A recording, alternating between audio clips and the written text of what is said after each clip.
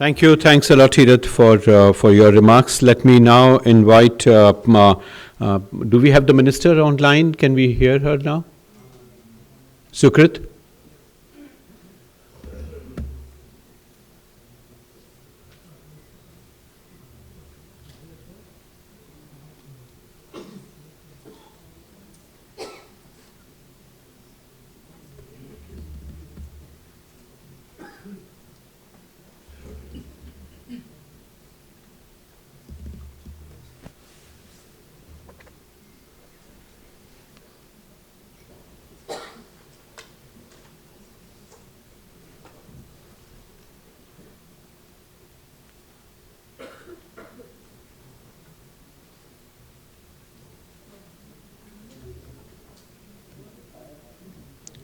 If not, then we just move forward because we are already running late now. So let me now invite our OECD Sherpa, my very dear friend Andreas, for his remarks.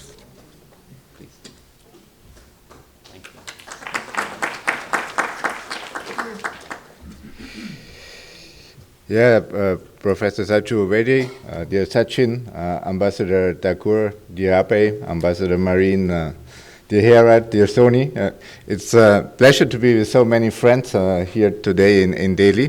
It's of course complicated to speak about sustainable lifestyles once you have just undergone a 13-hour flight from Cape Town with a layover in Addis Ababa and a lousy coffee in Ethiopian Airlines. So this cannot be sustainable lifestyles, but nevertheless, I think it's important to be here, that we have this conversation. And before I start my speech, actually, I wanted to report to you on the Cape Town conversations we had over the weekend, organized by the Observer Research Foundation and the Thabo Mbeki Foundation in South Africa, precisely for the need to see forms of dialogue between the so-called North and the South. And there the president of ORF said something which I think we need to all keep in mind when we have the conversations about global North, global South. He said the topic of the Indian presidency was one Earth, one family, one future. It was not one North, one South, one Earth, one family, one future. So my point is, we need to get over, I understand that groups are formulating their interests, which is perfectly fine, but we need to find ways of the kind of two conversations to merge together and to merge it in a non-antagonistic way. So that's why we want to offer the OECD as a platform for this kind of dialogues. I think the Indian G20 presidency was a fantastic platform for such kind of dialogues to move together an agenda between North and South, between G7, G77, between G7 and BRICS. We need to find a way to have this conversation in a pragmatic and non-ideological way. And this is why I believe that what we are discussing today, the life economy, can actually be an important bridge. Because this paradigm shift towards, and I'm glad that my friend Herat Sabati and also Soni Kapoor have been championing these ideas for quite a number of years. This approach to development, the concept of life economy, is not just a theoretical construct, it's a practical and essential step forward for a sustainable and inclusive future. It's not a too distant ideal. It's already woven into the fabric of the 2030 agenda of the SDGs. And in this context, I believe the G20 presidency of India has made significant progress to advance this concept, these ideas of a life economy. Let me give you a few examples on this. First, the adoption of the G20 Action Plan on accelerating progress on the Sustainable Development Goals is a testament to our collective determination. And the OECD was very proud and honored to contribute to this action plan because it encompasses the strengthening of the financing for the SDGs, targeted actions for transformative transition areas, pursuit of sustainable, inclusive, and just global transitions. On this basis, and here again I'm proud and honored that we could help and support the Indian presidency for the G20 high-level principles on lifestyles for sustainable development, because these are principles which are fostering an integrative approach, an interlinked agenda on development, on climate, in environment, and on social inclusion. These principles illuminate the need for a sustainable ecosystem and an enabling policy environment, a collective dedication to leaving no one behind, and enhanced partnership both within and outside the G20. And this was one of the major achievements also of the Indian presidency, to make the bridge between the G20 and the world beyond the G20. That's why we congratulate India for successfully bringing together the development and the climate agendas through the G20 Green Development Pact, which was adopted by G20 leaders, and making the lifestyles for sustainable development principles a priority. Now, what is our contribution from the OECD side to this work? We have been strongly supporting and welcomed the lifestyle for sustainable development principles put forward by India. We shared ideas on how best to operationalize, difficult word after 13 hours flight, operationalize them going forward, including by anchoring in the OECD metrics and frameworks, such as our green growth indicators, such as our Better Life Index. These indicators serve as critical touch points in ensuring the integration of sustainable practices into our economic system. And I'm very pleased to announce today that the OECD stands committed, and I know that Herad is very, very keen, and also the Indian presidency. We stand committed to fill these indicators, these principles with indicators, with metrics, in order to measure them, because you cannot manage if you cannot measure.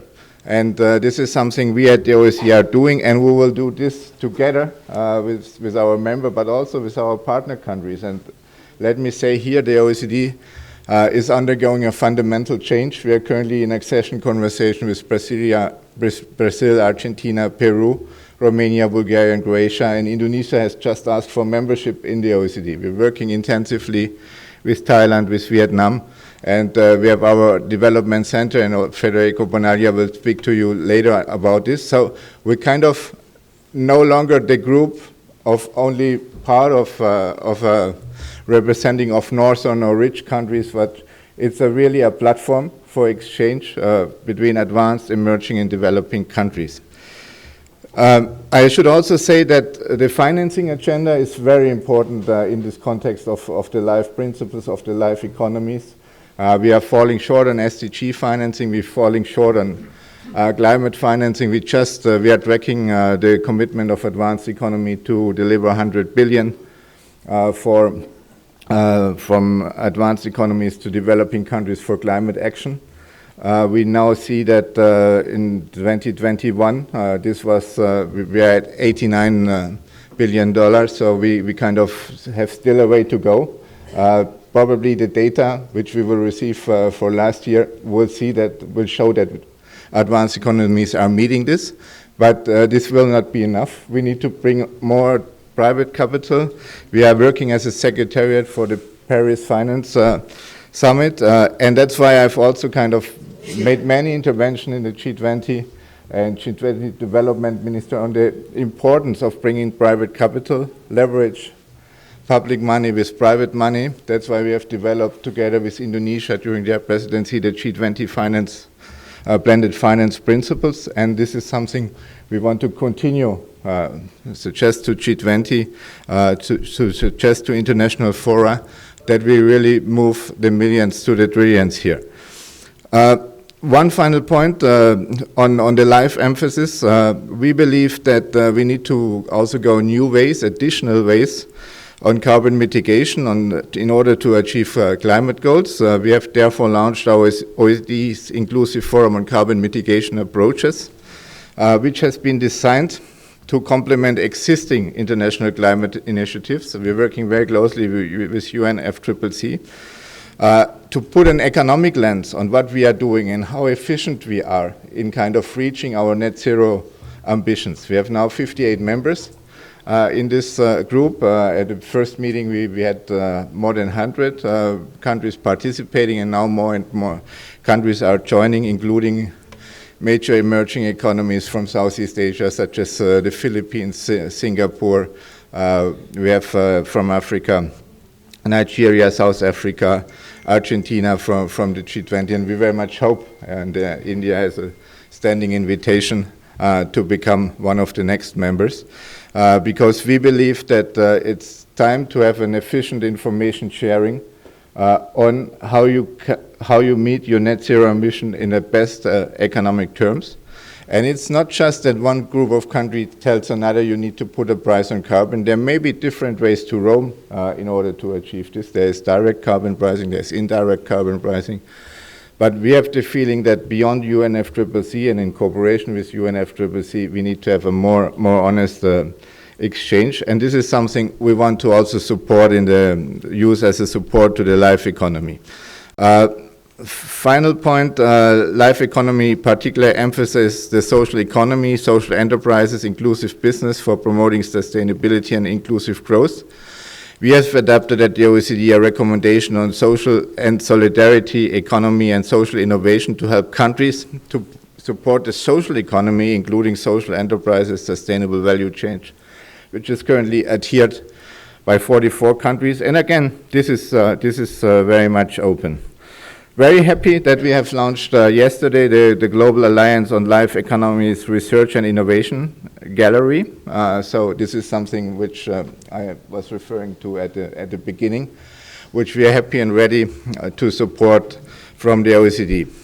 So let me echo by concluding the remarks of our Cuban ambassador. I think reforming the international financial architecture, aligning development financing with the SDG, continues to be one of the priorities. We're working hard in the context of the G20, but we're also changing existing institutions, including ourselves in the OECD, listening to more countries, seeing more what can we do in order to bridge these gaps which exist.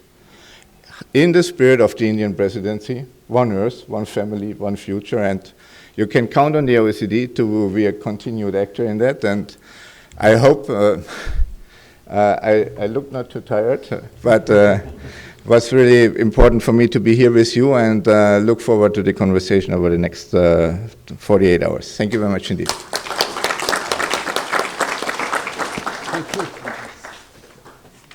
Thank you. Thanks a lot, Andres. I think, do we have the minister now online? Okay, so let me now invite Soni Kapoor, who would bring in the perspective on finance. So Soni, we are really running out of time, but I would very much like you to share your perspectives. Thank you very much. Let me just start on a macro level and come down to a micro one. And the macro level is as follows. So if India and lower middle income countries, which together sort of have something around 3.2 billion people, reach half the resource intensity that China has today, the world has lost 2 degrees, irrespective of what the OECD, the EU, and the United States do, right? And if these lower middle income countries reach the resource intensity that China has today, we've lost 2.5 degrees. So the rest of the world can't afford for India and South Asia, Nigeria, etc., to go down what remains till date, the only tried and tested development model that worked for any country larger than Singapore, right? And we cannot afford not to do that absent a clearly articulated, credible alternative. And this is the single most important macroeconomic, geopolitical, environmental, developmental, financial, and human question in the world today, which nobody is ready to address and tackle up front, right? What does a new development model look like, which will allow countries like India and Nigeria to grow at the 6 to 8% that they desperately need for human development needs under increasingly binding multiple environmental constraints, right? So time was when you could have sequentially, had we started in time, dealt with carbon emissions, and then we dealt with biodiversity and what. Now we need to all of this simultaneously, and they often pull in diametrically opposite directions, right? And if you boil down the material flows, the science, the technology, etc., what we essentially need is for these countries to go down as yet untried, untested development pathway that requires much more of the two things that they don't have, and that is capital and technology, right? And those are the two things that the OECD, the rich world, is unable to ready to put on the table at scale. And that's sort of the statement, right? So given this, and I run the interdisciplinary program on climate, geoeconomics, and finance at the European University Institute, and we developed this idea of a grand bargain that can be struck between the OECD and the developing world, of which there is a massive expansion of trade in services, which allows us to benefit from what is a record demographic asymmetry, right? I live in Norway. All headlines in Europe, United States, Japan are dominated by demographic decline, massive labor market shortages. And there's 30 million Indians and sub-Saharan Africans coming into the workforce every year. Only 4% will even be employed in the formal sector, right? Leave alone being able to be the best version of themselves that many of us in this room have. So if you pare away all basic economic theory and what growth and welfare, etc., comes from, eventually, if you take away all the nonsense, there's only two fundamental drivers of every little driver of what we call progress, civilization, material needs, right? And those are natural capital and human ingenuity, or you can say human capital. Now, let's take a pessimistic take and an optimistic take. So the world has never been at a place where natural capital, the stock of natural capital, has been as depleted as it is today, right? And despite that, we continue even today to put 10 times as much money into depleting natural capital as we are into restoring, or at least protecting it. The world has never had a bigger pool, literally billions of people who will never be able to be the best version of themselves, right? The world has never had a bigger pool of underemployed, unemployed people, young demographics, people facing a bleak future.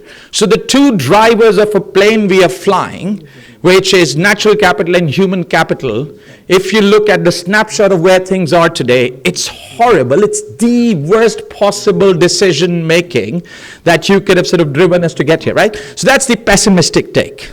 We can all go jumping off a cliff now.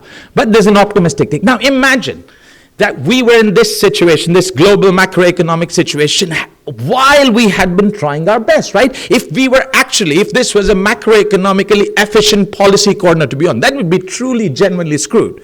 So luckily, this is such a hugely macroeconomically inefficient global corner to end up in that even marginal improvements to beginning to protect natural capital, even marginal improvements that bring 100 million of those aspirational Nigerians and Indians into productive global workforce can deliver outsized gains.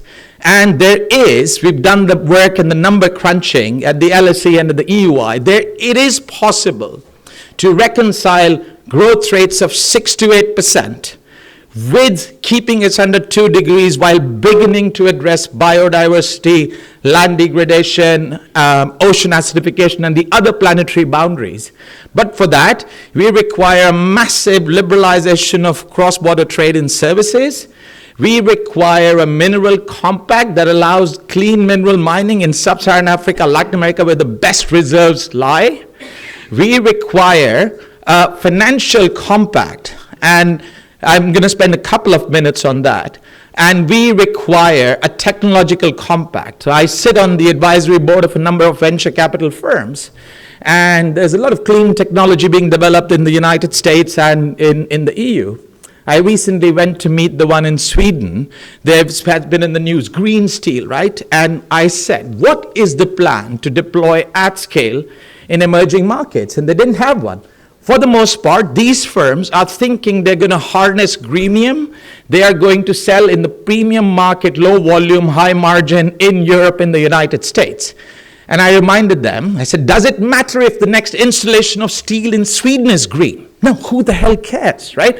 Does it matter if all of the infrastructure to be built in India, in sub-Saharan Africa, in South Asia is the latest, greenest possible version of steel, cement, etc.? Absolutely, right? India is expected to use more steel and cement than North America, South America, and the EU combined over the next 20 years. And if this isn't the cleanest, absolutely greenest, and this is not to say we socialize business plans. Absolutely not, right? There's a very credible, long, wonderful history of low margin, very high volume profit margins, right? I mean, look at how successful Walmart is, for example. So we need a sensible approach, a globally sensible approach. There was, again, time when you could usefully say, okay, well, this is an OECD macroeconomic, this is a euro crisis issue, this is, we're talking about OECD institutional investors, American public pension funds, this is a development issue, this is an environment issue. That world is long gone. It no longer makes sense to think of any aspect of global growth, global financial viability, stability, the viability of European pension funds, development models, and any environmental issue, not just climate change, but also biodiversity, in isolation from each other, because these worlds have collided and our institutions, our understanding, our thinking have not kept pace. Now, on finance, I promised I'd spend a minute. So that's sort of my day job. I sit on the investment committees of a number of large pension funds. We have, over the past 30, 40 years in the West, had a golden age of finance, where it's not just, you're a tiny hedge fund, you can generate 20% profit in an economy growing at 3% forever. Who cares? But essentially what we've seen over the past 30, 40 years is all of American, European, Japanese large institutional investors, by mostly investing 85% of their money in other rich economies, have managed to generate 6 to 8% year after year, right? And in economies that have only grown at 2 or 3%. And something doesn't add up. And eventually the laws of gravity catch up, which is what is happening. So this period, this golden age, was driven by 4 factors. There was a secular decline in interest rates. When interest rates decline, all asset values go up, right? There was a halving of global tax rates. In the 1980s, it used to be 40%, now it's 20%, which means the post-tax cash flow value of everything doubles, right? There has been a record margin of corporate profits in GDP on both sides of the Atlantic now. And of course, the benign China shock, which redistributed the balance of power between labor and capital, kept inflation benign, which is also sort of running out of steam, right? So all those tailwinds that drove this supernormal profitability have either become headwinds or stopped being tailwinds. The only way of keeping pension systems in Europe, Japan, the United States viable is, irrespective of whether you care about development or climate, large-scale reallocation towards economies that have a structural shortage of capital, huge catch-up growth potential, millions of young aspirational people willing to work twice as hard as anybody in Europe, right, to be deployed with growth rate potential of 6 to 8%. Nigeria, India come to mind. And we have calculated that we will need a shift of 40% of OECD institutional capital towards emerging economies, driven purely by risk-return motives. And that is the only way, if anybody in the United States or Europe wants to retire not into a life of penury, we can make this happen. Last but not the least, let me also address the micro aspect. So I went to IIT Delhi here, and I have loads and loads of sort of friends that I hang out with. And in Norway, I also move in sort of elite circles. Now, in Norway, I send my kids to kindergarten, and we almost always only buy second-hand clothes for the kids. And if there is a hole, if their clothes are patched, we get extra brownie points in the Norwegian elite we move in, right? If I were to do this in India, I'd be socially ostracized by my friends who went to IIM and IIT, right? Nobody would ever talk to me. The problem is that we cannot, there is no luxury of time, there is no luxury of material resources for us to go through that whole cycle of first reaching American levels of consumption and then to go back and start rethinking. I gave up my car in 2007. I've never driven since. That there is just no time. We have to short circuit the process, right? And this leads to the question, the basic fundamental question of what is this development for? What is a good life?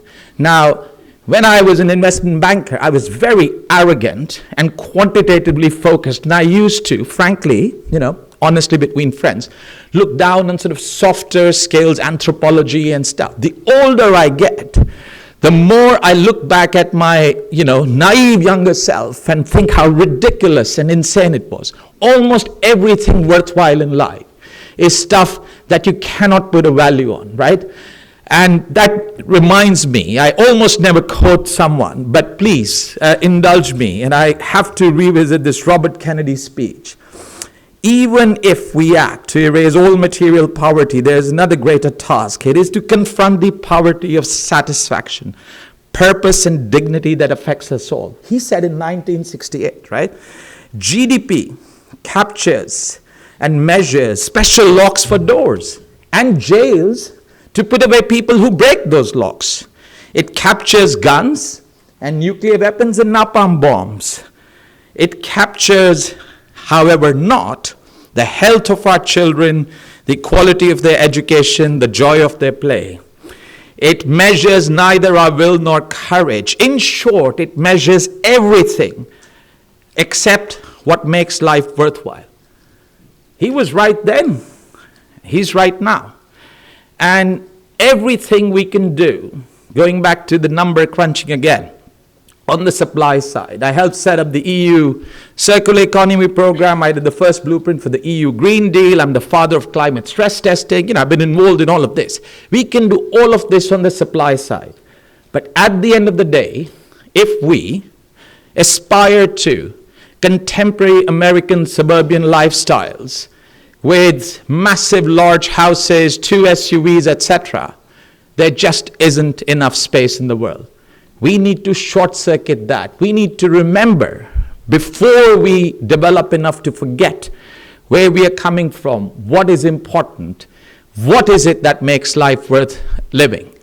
There's wonderful sculptures. If you ever end up in Marseille, of one of my favorite sculptors is called Bruno Catalano. And he has these wonderful bronze sculptures, mostly about sort of migrants, carrying bags, books, but with a huge hole in the heart. That specifically is about the cost we all pay as migrants, right? And I personally, having lived the life of an expat, am realizing and paying that I lost both my parents recently. And there's just something completely, otherworldly about that loss, and there's just a hole in the heart that is always left. And that exact thing also happens on the material front, right? I mean, last but not the least, right? We all move in elite circles, and we also see poverty by the dint of our jobs, right? How many of the nicest, most wonderful, generous people you have met have been the ones you met at Davos versus the ones that you have met in the most dilapidated, shockingly poor villages that you have sometimes found yourself in, be it in Nepal or in Nigeria. There is something about putting value on things that perverts the very nature of those things. And we just do not, as the world, have the time to make the same mistakes that were made before. And that's one of the reasons why, and I keep hassling Sachin about the life program, and again I say, hey, what's going on? Because there is no way, without addressing these very human, very basic things of what makes life worth living, that we can even make the numbers add up. So irrespective of whether you're philosophically minded as I am, or whether you are purely quantitatively focused, there is no way forward for the global economy that does not go through a whole-scale, large rollout of the LIFE program. Thank you for having me.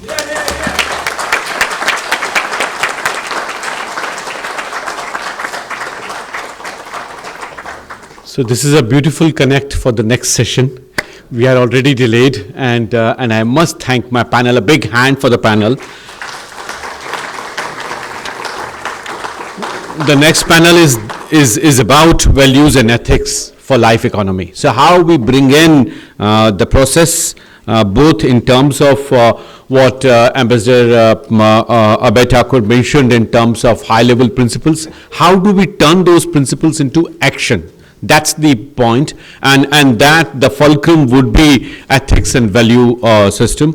Andres, we could not bring in coffee for you, but outside they have arranged, so please join Ambassador Abhay Thakur and you can have coffee as we continue for the next session, and we would have our break only a little later, but you please have your coffee. My team can quickly arrange the nameplates here, and I would invite all the speakers on the dais so that we don't lose more time.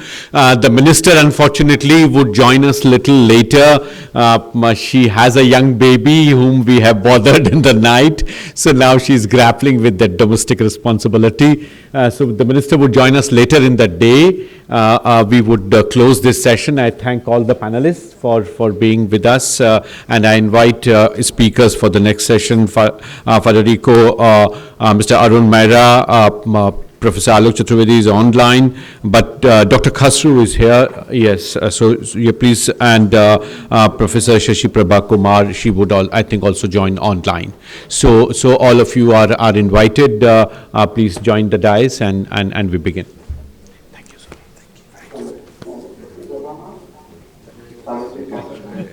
Thank you. Group photo. एक group photo कर लें. I'm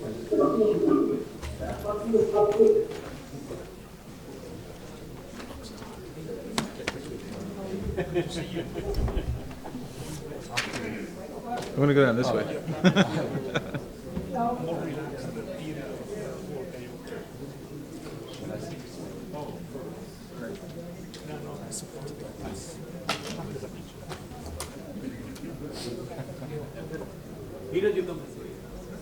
Come close to me. All right.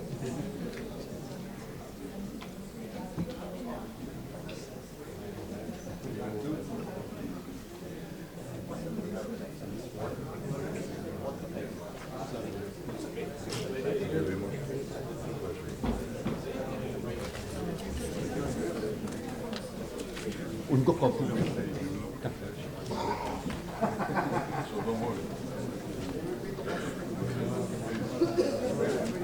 जल्दी करेंगे जल्दी. So please settle down, friends. We begin our next session, and as I said, we have a very accomplished panel.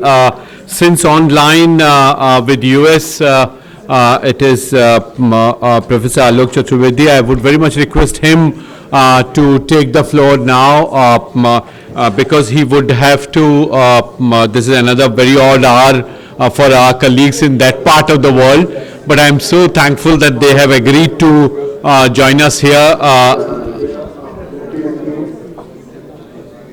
So I would request him to take the floor, and Alokji, can you hear me?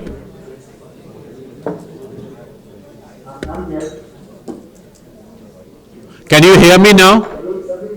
Yes, I can. Okay, so what I would do is to first request you to set the ball rolling, and we then go forward. Okay. Thank you.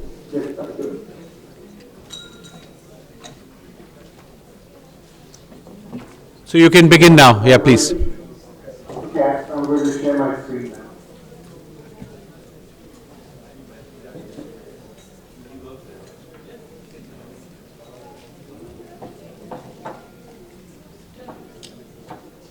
Okay, can you see my screen now?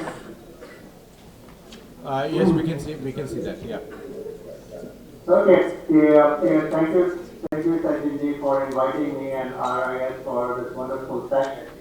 And so I was involved in the G20 meeting in Bhopal. And from that point onwards, in the last 9-10 months, the world has changed. And being involved in artificial intelligence and machine learning for over 40 years, from the time I was a graduate student in the University of Wisconsin. Um, seeing how things have changed over the years has been quite phenomenal. And what has changed in the last 40 years and what happened in the last 6 months, there's no comparison. The world has changed dramatically. And many of the things which we had discussed in Bhopal and throughout the Indian presidency of G20, and especially looking at one Earth, one family, one future. Now the time has come where we really believe in one Earth, one family, and one future, and where we really take advantage of these diversities in knowledge, in traditions, in lifestyles, and that has to be contributed to the global development of artificial intelligence. So here I'm going to focus primarily on how we can look at artificial intelligence dharma as an alternative ethical AI governance and what role the global south can play. So I will briefly talk about the rise of artificial intelligence and the conflict which is going on in the world for AI dominance, the West versus China. And that is where, we are, it may look innocuous, but it is very dangerous. And if we do not take control of the situation now, then, it is going to create huge problems in the future. So I'll also talk about what are the ethical challenges in AI governance, look at some of the comparative AI ethics doctrines, and then introduce what are the unique aspects of AI and what I mean by that, and what role the global south can play and not be colonialized again, this time in deep knowledge and be completely, filtered out, so to speak, from the global knowledge system. If you look at the rise of artificial intelligence, the global software market revenue, just the software market revenue is expected to grow from 37.5 billion in 2021 to 309 billion by 2030. But if you look at the AI contribution to global GDP by 2030, it is going to be $15.7 trillion. And this is going to be the major driver of economic growth and productivity globally. To give you an example, so I'm a professor as well as a senior entrepreneur. So one of the things which we did was we developed a software system which was used by U.S. Defense and several other Fortune 500 companies. And it took us about 15 high and highly qualified software engineers 1 year to develop something. And I was able to replicate that thing over 3 weekends just by myself with the help of AI.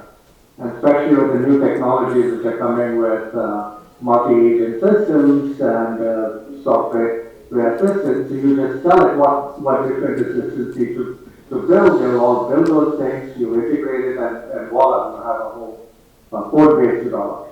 So that is the level of productivity which we are gaining. So it is on the good side of the rise of artificial intelligence. But then there are other side of artificial intelligence which is really concerning.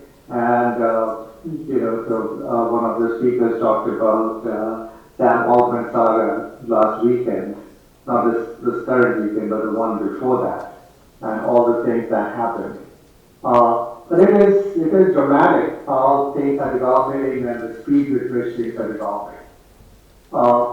There are, especially with the advent of deep learning and the milestone models like GPT-4, Claude, so there we are looking at mind-boggling parameters. Like GPT-4 has 175 billion parameters, whereas Claude has 4 trillion parameters. So essentially what we are doing is you can generate just about anything. And with the advent of Midjourney, Dolly, and others, so where you can generate issues, images which can be more realistic than the real pictures.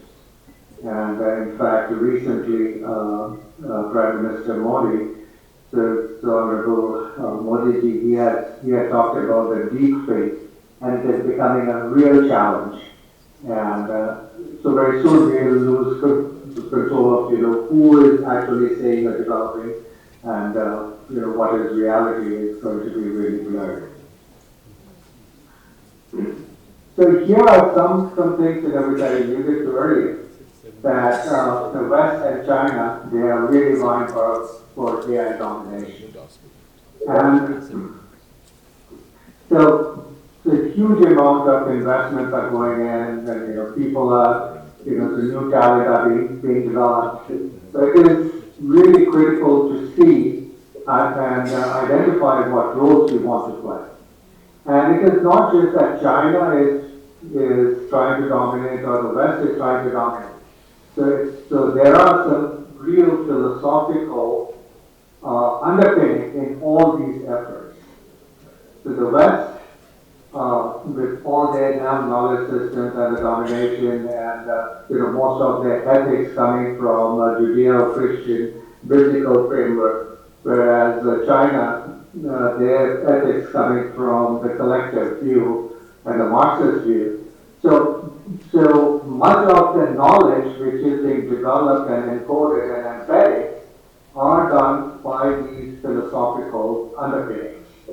Now the question is, so there's a world order which has stayed there for so many years, but then this world order has also showing us all the conflicts which is coming up, there all over the world. There's this huge gap between haves and have-nots. That certain knowledge, certain viewpoints are being promoted, the other viewpoints are actually filtered out. So having this huge power over the technology, and that power of the technology essentially controlling what the world knows. So when a person goes to Google and Googles it, so at least what Google is doing, it is giving you a list of links where you can go in and explore. But all those links are the ones which are at the top, so that is being governed by an algorithm, and that algorithm is what Google wants you to see. Now, when it comes to something like ChatGPT or Claude or Llama or tons of these things that are coming out, so these are all large language models. But now the newer models which are coming in with large multimodal models, so where what you see, what you hear, what you read, so everything gets controlled. And these controls are something which can be detrimental to how we learn, because all these technologies are going to make way into the classroom. In fact, this year, this fall semester, I really tried to embrace large language models in all my classes which I'm teaching. And I've completely flipped the classroom and started engaging students for self-learning. So I don't give lectures, so I ask questions and ask students to search for their own answers. Now, looking at the responses, which based on what prompts the students get, and the students their own viewpoint, then the responses are very, very different, and coming up with a consensus is also becoming more difficult, and it will get even more so difficult. So the new pedagogy and everything has to change. I mean, it has to be redesigned from scratch. And if we are trying to adopt something by just layering these technologies, it is not going to get us anywhere. Now, here's something to think about. So when we talk about the bias. So ethical challenges, especially in AI governance. So in a study of over 50 AI ethics guidelines, so there is no diversity. I mean, there is a real lack of diversity. 75% of the authors are from North America and Europe, only 4% from Asia or Africa, and so very clearly there is a ideological dominance. Nearly 17% of all AI research presentations at top conferences explicitly consider risk and harms related to their work showing minimal priority for ethical perspective. So So 90% of the data used to train AI systems come from the rich fascination. And 70% of the technologists in the survey believe senior management incentives would prevent ethically aligned design. And so what is going on in OpenAI, what is going on in all these major AI or large language models and all these systems, you can also, so they are just brazenly scouring the web, reading all the documents. There is no copyright issues addressed. So someone else's work is being pulled in and then given without attribution. So there's a lot of challenges, and the ethics is the last thing which people started to think about. Now, of the most of the large language models, one of the models, which gained some traction, but now your models have come up. The one which gained some traction was Facebook's Llama 2 model. And at least what they have done is they have opened their model completely, and so they have given two types of models to control what goes on inside the system and how you train these models, especially fine-tune these models. And those are looking at two models of healthfulness and safety. So there you can control some of that. But putting constitution layers and others, so these are all enforcing more and more, giving control to the technology companies. So here I'm just going to put up some comparative AI ethics doctrines, and we are not going to go deeper into it, so you can question and challenge. But these are the high-level doctrines, so like Christianity, so where you are looking more at sensory content deemed sacrilegious or promoting false idols. In communism, we are restricting spread of political ideology conflicting with the state. So in Christianity, you are restricting recommendations that violate commandments. So requiring attribution to define providence for creativity, for creative capacity. So there are a lot of doctrinal things which are subconsciously or consciously or subconsciously embedded in a knowledge system, and then that gets perpetuated and actually be put on steroids. So here where our dharmic system really comes into play, and we really need to dig deeper into what is lifestyle for environment or lifestyle for sustainable development. And this is where the global south has to assert itself. Because just accepting the Chinese AI system or the US or the Western AI system and then just applying that, so you are essentially handing over the keys to all your knowledge system to them, and they will, so most of these tech companies are going to just absorb it, and then, once it gets mingled with 4 trillion or 10 trillion or 100 trillion, who knows where this thing is going to lead, and now everything gets fully mingled, and no one gets any attribution, and then the filtering will just give whatever they want you to know. So here we have to really look at our ways in which we are evaluating negative externalities, especially accelerating inequality.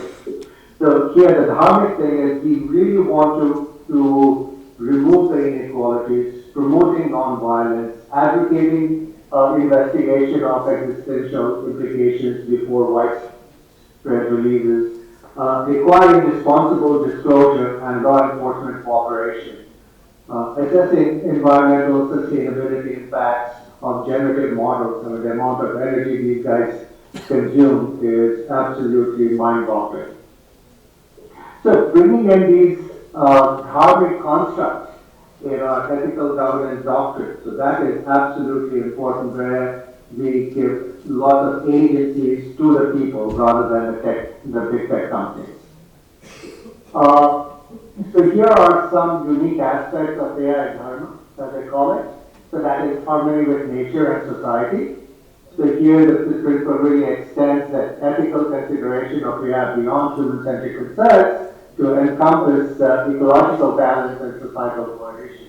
So because here we have in dharmic way, when we are talking about harmony between nature and society, we are not considering human on top of the nature, and the human's role is to exploit the nature, but here human is part of the nature, and there has to be a meaningful coexistence. Then ethical responsibility and duty, which is for dharma. Most of the Western laws are totally rights-driven, and there's a reason for that too, because it is not easier to legislate for rights, but it is very difficult to legislate for duty. And so whenever we have rights, then protect must come duty, and there must be a balance between rights and duty. Then non-violence, so that should be the core tenet of AI dharma. Now karma, so karma, which is one of the core principles of the dharmic tradition, and that is actions and consequences. So these principles stresses accountability for the long-term impact of AI, including unintended consequences. So if we say that, okay, so AI, you can use AI, so all the good things that is great, but something bad can happen because of that. And if something bad happens because of that, then how you're going to who's responsible for it? The person who did that, or the AI which was able to take ideas and knowledge from completely diverse traditions, put it together and come up with a solution which no one really ever knew it could be possible. And these generative models, especially with as we are moving towards artificial general intelligence and artificial super intelligence, so all these things are possible. And so that's why karma becomes a very important tool in the toolkit of AI governance. And then mindfulness in development. So that is where there should be more deliberate, conscious approach for AI development, focusing on long-term and societal and ecological impact. Alokji, can you please start towards closing? Yeah.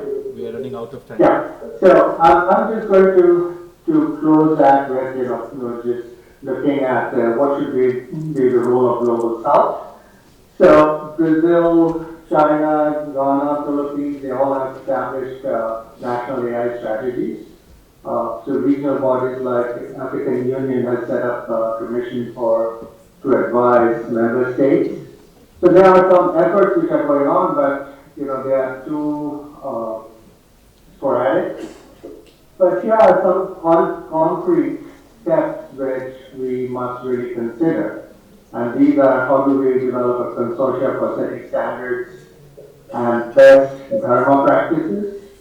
So joint dharma initiatives countering external paradigms, academic exchanges furthering AI dharma adoption, and utilizing regional platforms for advocacy and coordination, and research and technological sovereignty expressing harmonic values. So in a nutshell, we have to have a more balanced approach, and harmonic tradition should actually play a very important role as the AI develops. And before it reaches every person in the world. So thank you for your attention. Thank you. And thank you again for giving us this opportunity. Thanks a lot, Alokji. Thanks for sharing your paper and slides. I saw a lot of interest here in the auditorium with people having pictures of your slides. But as I said in the beginning, we would place all these PowerPoint presentations on a special page that we are creating on RIS website on life economy. So everything would be made available. He has also contributed an excellent paper that also would be placed on our website. So that's great.